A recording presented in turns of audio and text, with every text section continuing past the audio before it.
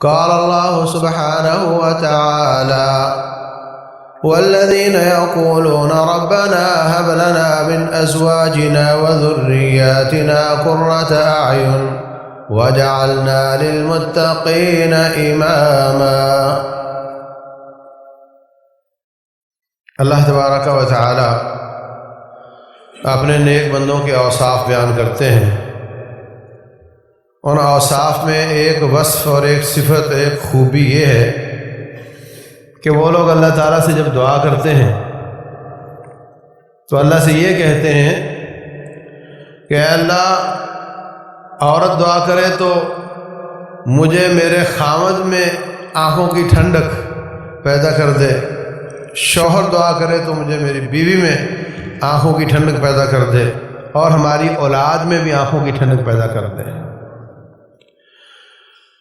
اور ہمیں متقین کا امام بنا دے۔ اولاد کی اصلاح، اولاد کی تربیت کے لیے جو دعائیں قرآن حکیم میں بیان ہوئی ہیں، حتی اذا بلغ 40 سنة قال رب اوزعنی ان اشکر نعمتک التی انعمت علی وعلی والدی، یہ میں نے بیان کی تھی۔ اور اسی طرح روٹین میں شوہر سے شکایت ہو یا بیوی سے شکایت ہو یا اولاد سے شکایت ہو یا نہ شکایت ہو، تب بھی اس دعا کو اپنی دعاؤں کا حصہ بنانا چاہیے۔ ربنا هب لنا من ازواجنا وذرياتنا قرة اعین وجعلنا للمتقین اماما۔ آپ اپنی اولاد کو دین کی طرف لانا چاہتے ہیں، یہ دعا پڑھو، اس لیے کہ آنکھوں کی ٹھنڈک وہ بچہ بنے گا جو دیندار ہوگا۔ بے دین تو آپ کی آنکھوں کی ٹھنڈک نہیں بنے گا، وہ جتنا بھی باادب ہو، جب وہ دیندار نہیں تو آپ کیسے خوش ہوں گے اس پر۔ یہ دعائیں کرنی چاہیے، اور اس بات کا شدید احساس رہنا چاہیے کہ میں اپنے بعد اس معاشرے میں ایک اچھا انسان چھوڑ کر جاؤں۔ میں بار بار کہتا ہوں، آپ کو اللہ نے مزدور بنا کر نہیں بھیجا، آپ کو اللہ نے ATM مشین بنا کر نہیں بھیجا کہ آپ کا کام صرف کما کر دینا ہے۔ کما کر دینا ایک پیپر ہے آپ کا، باقی سارے پیپر اس کے علاوہ ہیں، اور سب پیپروں میں پاس ہو گئے تو کامیاب ہو گئے۔ آپ ایسے والد کو اچھا والد نہ سمجھیں جو صبح اخبار بیچتا ہے، پھر جاب پر جاتا ہے، شام کو آ کر کے برگر لگاتا ہے، اور وہ یہ کہتا ہے کہ بچوں کے اخراجات بہت ہیں، تو میں اپنے آپ کو بہت ہی پریشان کر کے، اپنے آپ کو بہت تھکا کر کے میں بڑی اچھی خدمت کر رہا ہوں، اور حلال کمائی بھی تو بہت بڑی عبادت ہے نا۔ یہ کوئی اچھا والد نہیں ہے، کیونکہ یہ ایک پیپر میں پاس ہو رہا ہے، سب میں نہیں ہو رہا۔ ایک باپ بہت پیسہ کماتا تھا، اور کبھی اس ملک میں کبھی اس ملک میں، ایک دن اپنے گھر آیا، اس کے بیٹے نے کہا، چھوٹا سا بچہ تھا، 5-6 سال کا ہوگا، اس نے کہا کہ ابا آپ 1 گھنٹے میں کتنے پیسے کما لیتے ہیں؟ بولے میں $500 کما لیتا ہوں۔ ٹھیک ہے۔ پھر کبھی وہ ملاقات ہوئی اس کے ساتھ تو کہا کہ ابا مجھے پیسے چاہیے۔ ہاں بیٹے بالکل، جتنے بولو۔ بولے مجھے 500 چاہیے، 500 دے دیا اس نے۔ پھر کبھی ملاقات ہوئی تو اپنے ابا سے کہتا، آپ 1 گھنٹے میں $500 کماتے ہیں، تو وہ $500 میں آپ کو دیتا ہوں، مجھے آپ اپنا 1 گھنٹہ دے دو۔ آپ نے تو پیسے کمانا ہے نا، میرے سے کما لو، 1 گھنٹہ مجھے دے دو۔ تو یہ بھی ایک کام ہے۔ کوئی فصل، کوئی سبزی، کوئی فروٹ وقت دیے بغیر ٹھیک رہتا ہے؟ بھینس کا، گائے کا بچہ ٹھیک طریقے سے خیال نہ کیا جائے وہ پلتا ہے؟ بھینس کا ٹھیک طریقے سے خیال نہ کیا جائے وہ پورا دودھ دیتی ہے؟ ہم سمجھتے ہیں کہ اپنی اولاد کو ایک سکول میں پھینک دیا، یہ سمجھتا ہے کہ اب تربیت ان کا کام ہے، وہ تو پیسہ کمانے کے لیے بیٹھے ہوئے ہیں، وہ سمجھتے ہیں کہ ہمارا کام تو یہ کورس کے ساتھ ہے اور یہ کہ اس کا ابا خوش رہے، یہ اچھی انگریزی بولے گا تو ابا خوش ہوگا، اور بہت لش پش سکول ہونا چاہیے، بچہ یہاں آ کر خوش ہو، ہمارے پیسے ہرے ہو جائیں گے، باقی یہ ڈکیٹ بنتا ہے یا چور بنتا ہے، اس سے ہمیں کوئی غرض نہیں۔ تو بچہ فٹ بال بن جاتا ہے، باپ ٹھوکر مار کر اس کو سکول بھیجتا ہے، سکول والے ٹھوکر مار کر اس کو گھر بھیج دیتے ہیں، اس کا باپ کوئی بھی نہیں ہوتا جو اس کی تربیت کرے۔ تو اس لیے بچہ آپ کا 1-2 سال کا ہو رہا ہے، بہت زیادہ ذمہ داریاں بڑھ جاتی ہیں، ہر لحاظ سے ذمہ داریاں بڑھ جاتی ہیں، زوجین پر ذمہ داریاں بڑھ جاتی ہیں۔ ہمیں فکر ہوتی ہے کہ بچہ بیمار نہ ہو، صحت مند رہے، ہمیں فکر ہوتی ہے کہ اس کے کپڑے روٹی کا خیال رکھا جائے، بس باپ بیٹے کو ماں کی گالی دیتا ہے، کیا سمجھے؟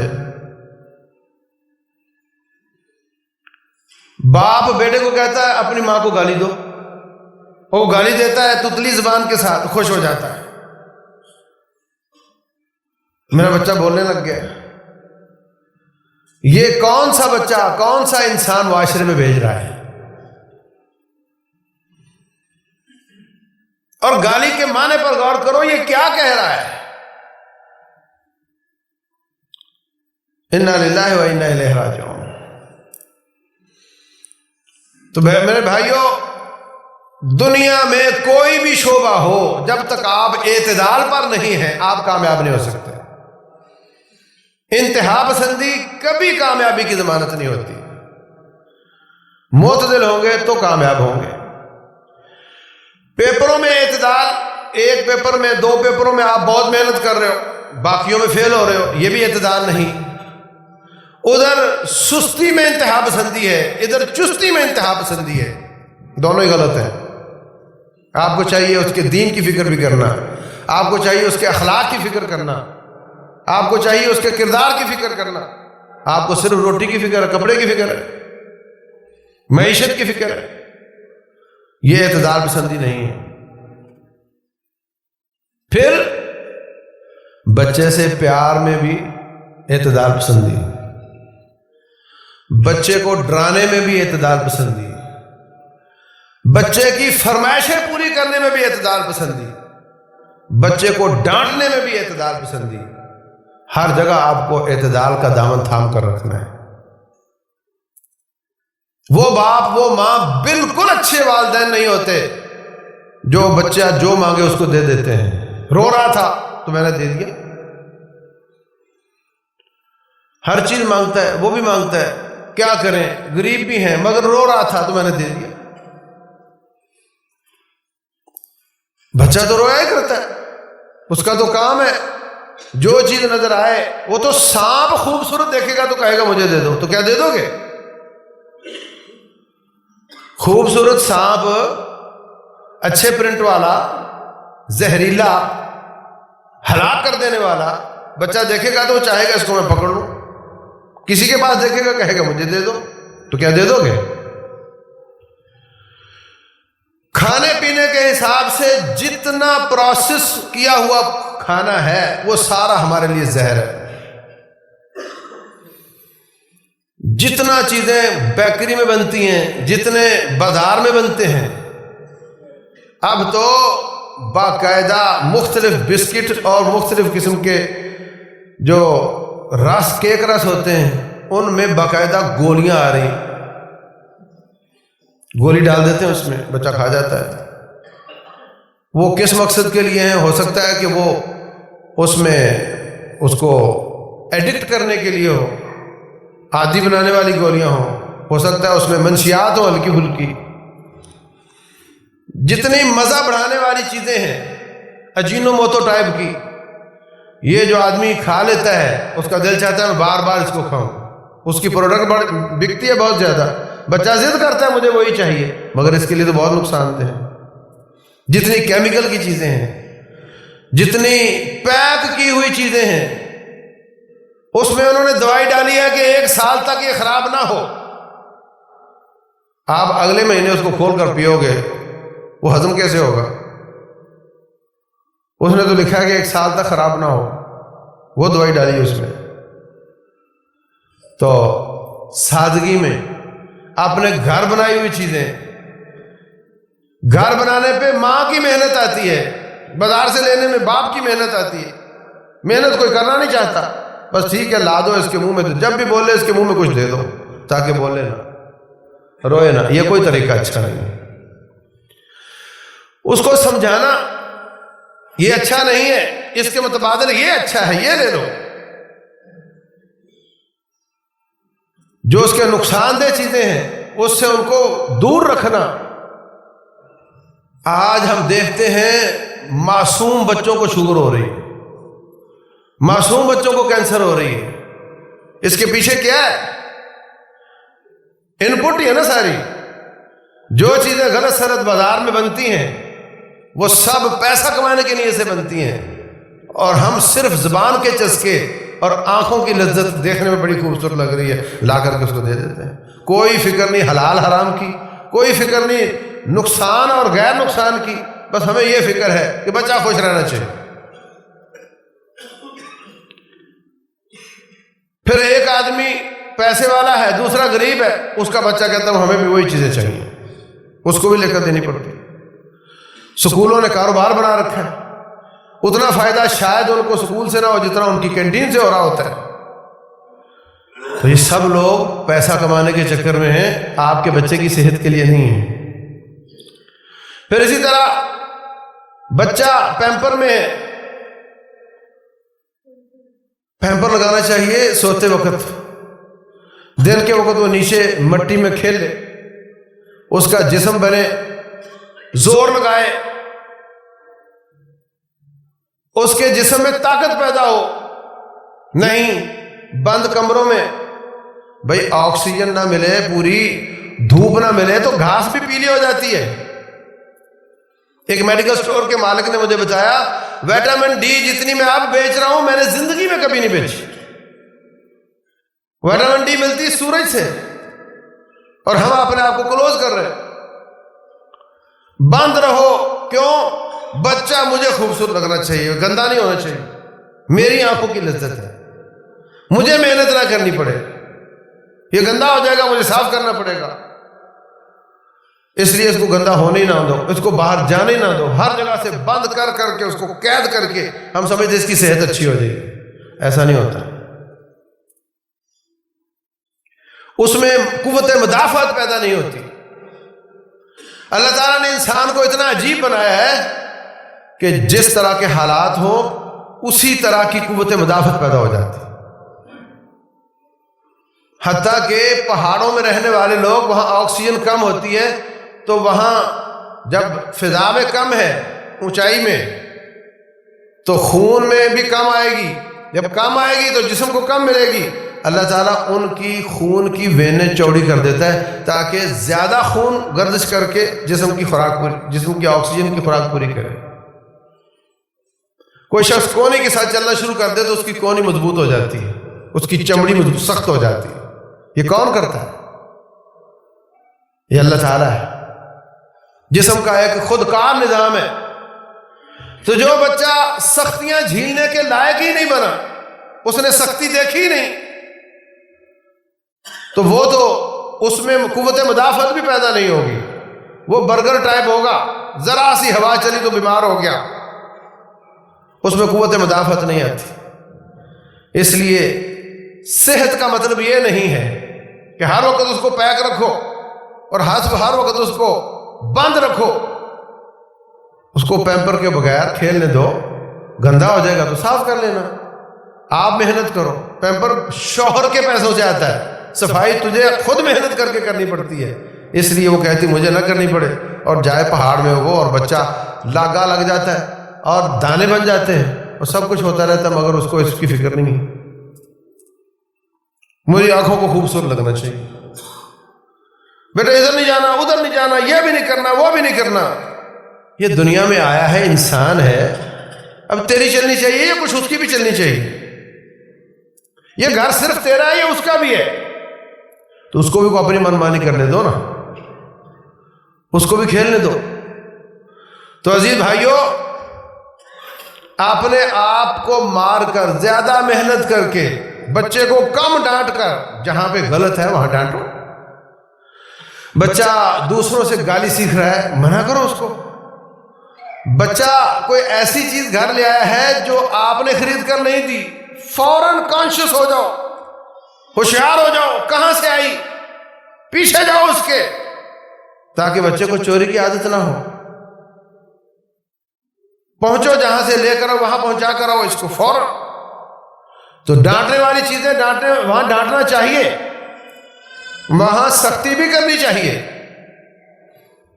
لیکن ایسے ڈراتے رہنا، وہ کیا بولتے کہ جن آ جائے گا، چپ ہو جاؤ جن آ جائے گا۔ یہ اس طرح کے ڈراوے یہ بچے کے دماغ کی سوچنے کی صلاحیت کو کم کر دیتے ہیں۔ بچہ دماغی طور پہ بچپن میں ہی نفسیاتی ہو جاتا ہے، فوبیا کا مریض ہو جاتا ہے، ہر بات سے ڈرانا، ہر بات ڈرا دھمکا کر کے اس کو رکھنا۔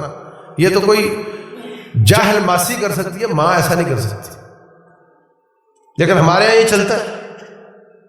وہ بچہ بہادر کیسے بنے گا جب آپ نے ہر وقت اس کو ڈرا ڈرا کر رکھا ہوا ہے؟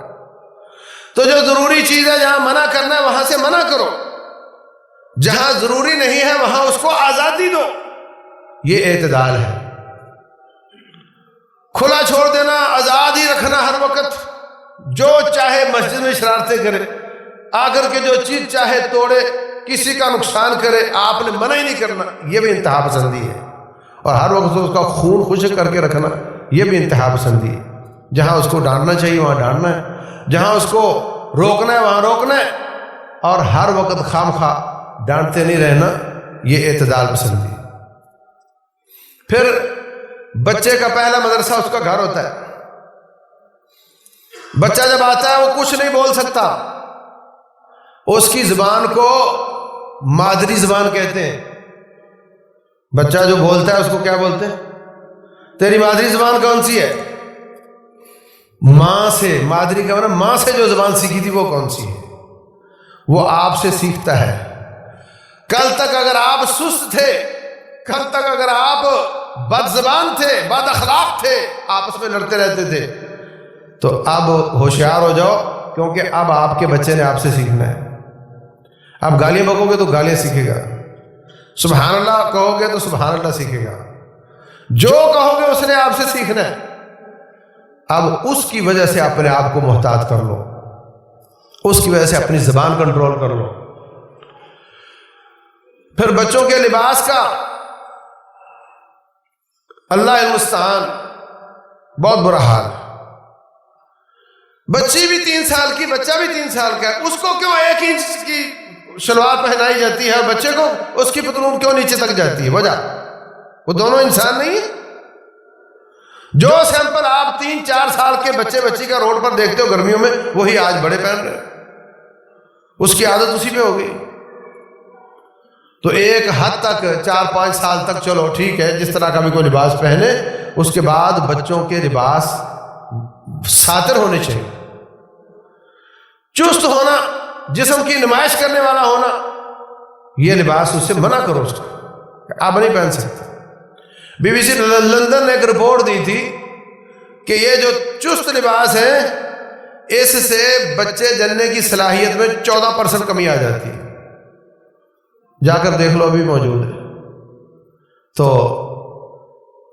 بچوں کے لباس، ان کو اسی کا عادی کر دینا، ہر وقت اس بچی کے بازو اور ٹانگیں ننگی ہیں کہ اس کے جسم پر کپڑا برداشت نہیں ہوتا۔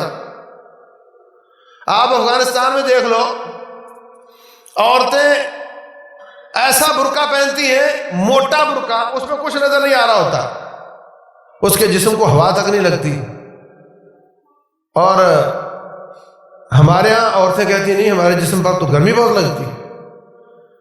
وہ عورت نہیں ہے، وجہ صرف اتنی ہے کہ اس نے اپنے آپ کو اس پہ عادی کر لیا ہے، اس نے اپنے آپ کو اس پہ عادی کر لیا ہے. اور یہ عادت کہاں سے پڑتی ہے؟ بچپن سے. بچپن سے جو سیکھا وہی آخر تک چلے گا.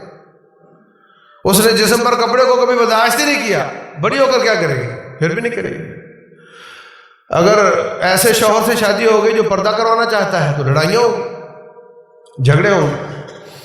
تو اس لیے اولادوں کو ان کا لباس مسلمانوں والا ہونا چاہیے، اور بچپن سے ہی اچھے لباس کی کوشش کرو، ساتر لباس کی کوشش کرو، تاکہ بعد میں پریشانی نہ ہو. اور انسان اتنا ڈھیٹ ہے کہ جیسی چیز پر اس کو عادی کرو ویسا ہی ہو جاتا ہے. ایک جیل میں آدمی تھا، اس کو جگہ تنگ دی گئی تھی، وہ بیچارہ ٹانگیں سیدھی نہیں کر سکتا تھا، تو وہ دیوار کے ساتھ ٹانگیں لگا کر کے سوتا تھا. جیل سے وہ نکل آیا، گھر آ کر بھی وہ دیوار سے ٹانگیں لگا کر سوتا تھا. عادت ہو گئی. جس چیز پہ اس کو عادی کر لو اسی کا عادی ہو جاتا ہے.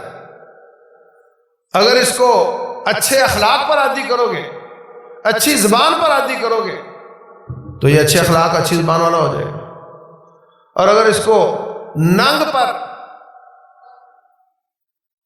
اریانی پر عادی کرو گے، بد زبانی پر عادی کرو گے، ویسا ہی عادی ہو جائے گا.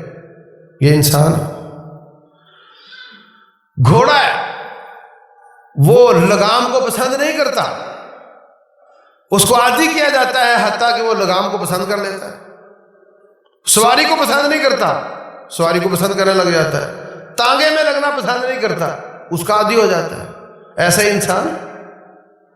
تو عزیز بھائیو، جو بچہ مانگے اس کو دینا یہ اچھے باپ کی نشانی نہیں ہے. سیکریفائس کرنا، قربانیاں دینا، منہ کا لقمہ نکال کر کے دوسروں کو دینا، اس پر عادی کرو بچوں. صدقہ کرتے ہو اس کے ہاتھ سے بھیجو، جا تو دے کر آ. وہ عادی ہو اچھے اخلاق کا، سخاوت کا، کرم کا، لوگوں کے کام آنے کا عادی ہو. اپنی تکلیف برداشت کرنے پر عادی کرو. ہر تکلیف رفع کرنا اچھا نہیں ہوتا، ہر تکلیف رفع کرنا اچھا نہیں ہوتا. سردی آئی ہے تو سب کو لگنی چاہیے، آئی جو ہے. آپ کہو کہ نہیں میرے بچوں کو بالکل سردی نہیں لگنی چاہیے، ہو نہیں سکتا. تکلیفوں کو برداشت کرنے کا عادی بنانا چاہیے بچوں کو. اپنی تکلیف برداشت کر کے دوسروں کی تکلیف رفع کرنے کا عادی بنانا چاہیے. جہاں بھی اچھے کام کے لیے جاؤ، کسی غریب کے تعاون کے لیے جاؤ، ساتھ لے جاؤ. وہ کمپیئر کرے گا میرا گھر کیسا ہے، اس غریب کا گھر کیسا ہے. آپ سے کبھی اونچے گھر کا مطالبہ نہیں کرے گا.